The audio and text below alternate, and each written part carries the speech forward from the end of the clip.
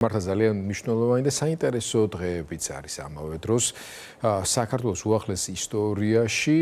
ბევრი რამ ამ დღეებში მოხდა ისეთი, რომელიც დიდი ალბათობით აღარც და ვეღარც გამეორდება.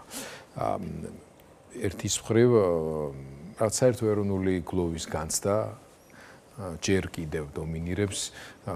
მისი უზმიდესობის გარდაცვალებასთან დაკავშირებით, მეორეს მხრივ ის საერთო ეროვნული პატივისცემა, რომელიც იქნა გამოხატული მისი ხსოვნის მიმართ,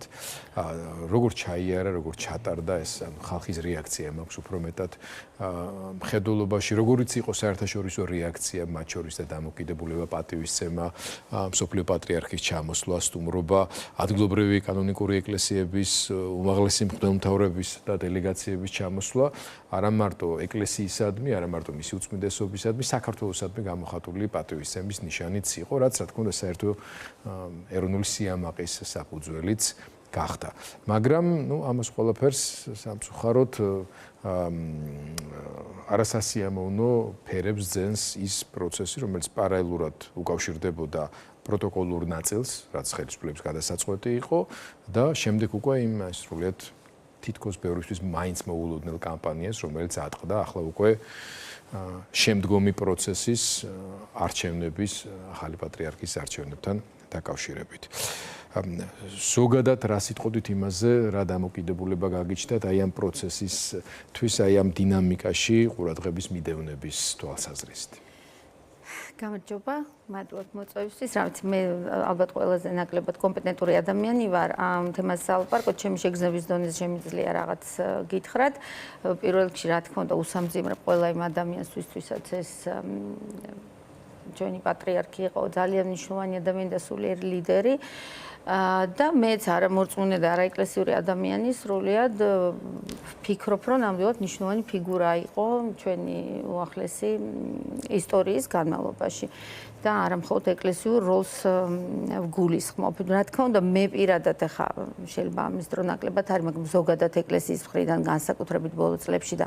განსაკუთრებით აი ამ ბოლო 2-3 წლის მანძილზე რაც ეს საგიჟეთია მართლა ქვეყანაში და რაც ასეთი უსამართლობების კასკადის მაყურებელი ვართ და მონსტრე ვართ, ყოველთვის მაკლდა ეკლესიის მხრიდან რაღაცა სოლიდარობის გამოხატულება და რაღაცა ესეთი მხარდაჭერა, რაც ჩემი აზრით ქრისტიანობის მთავარი ქვაკუთხედია და ჩაგრული ადამიანების მიმართ იქნებოდა უსამართლოდ ციხეში ჩაყრილი ადამიანების მიმართ თუ ნაცემი ნატყეპი და აი ესეთი ძალიან სერიოზული უსამართლობის ხვეპლი ადამიანების მიმართ იგივე კონკრეტული გვარები რომ არ დავასახელ მზეა იქნება ამაღლობელი თუ ზვიადრატიანი და სხვები ძალიან ბევრი ახლა ცნობილები ვთქვით თორე იქ ეს ნაკლებად ცნობილი ადამიანები ეს ყოველთვის მაკლდა ეკლესიის მხრიდან ეს ჩემი აზრია რა თქმა უნდა რაც შეეხება პატრიარქს ახლა ეს შორის ნაწილობრივ იგრძნო კიდეც ეკლესიამ როგორც ინსტიტუციამ და ჩვენ გუშინ გავახსენეთ მაყურებელს ბატონი დეკანოს ჯაღმაიძის განცხადება რომელიც უფრო თავისმართლებას გავდა რომ ჩვენ ვცადეთო რამდენჯერმე მთავრობას მიუმართეთო ზუსტად თქვენს მიერ დასახელებული სახელები არ ყოფილა მაგრამ დანაშაულის ნიშნებს ახლოს მოდიოდა ამ ადამიანებთან რომ შეეწყალებინათ მაგრამ მათ რა თქმა უნდა ეს ახალგაზრდა ბიჭები რომლებიც სრულიად უდანაშაულო ცხედან ციხეში და ჩვენ ყველამ კარგად ვიცით რომ უდანაშაულო ცხედან და ძალიან გვაკლია საზოგადოება ზოგადად ძალიან აკლია ეკლესიის პოზიცია და მხარდაჭერა და სოლიდარობა ამ ადამიანების მიმართ ხა პატრიარქს ამას ნაკლებად უკავშირებ მithumetes ბოლო წლებში იმიტომ რომ უბრალოდ მისი ჯანმრთელობის მდგომარეობა არ ამგონია ისეთი იყო რომ თქვათ რაღაც აქტიური პოზიცია ამაზე დაეჭერა მაგრამ ეს ზოგადად ეკლესიის პოზიციას გულისხმობდა პირიქით სამწუხაროდ ბოლო წლებში პირდაპირ ვუყურებთ ეკლესიის ძალიან დიდი ნაწილის მხრიდან ყოველ შემთხვევაში რა თქმა უნდა არიან ძალიან უამრავი პატიოსანი მღვდელი ამ ქვეყანაში და მართლა ქრისტიანი მღვდელი და მაღალჩინოსანი იქნება თუ ეს არ ვიცი გამოიყენება თუ არა სიტყვა ეკლესიაში მაგრამ თუ ხო იერარქიულად რა ხდება არაჩვეულებრივი პატიოსანი ადამიანები არიან ამ ინსტიტუციაში მაგრამ კიდევ ერთხელ ვამბობ უმეტესად ინსტიტუციურად ქართული ეკლესია ბოლო წლებში განსაკუთრებით აშკარად დგას სახელმწიფო ასე ვთქვათ სტრუქტურების რომელიც არის ქართული ოცნების მმართველი პარტიის მიერ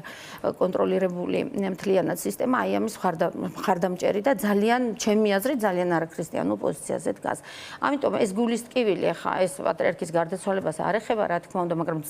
უბრალოდ შეუძლებელია რომ ამაზე არ იფიქრო ამ ბოლო ხანებში, ხო, რაც მოგცავ თქვა კონკრეტულად ამ ადამიანმა ამაზე ფიქრობენ მისი მრევლი იქნება თუ ქართული საქრისტიანო ზოგადად, მაგრამ რაც ვერ მოგცადა, რასაც ძალიან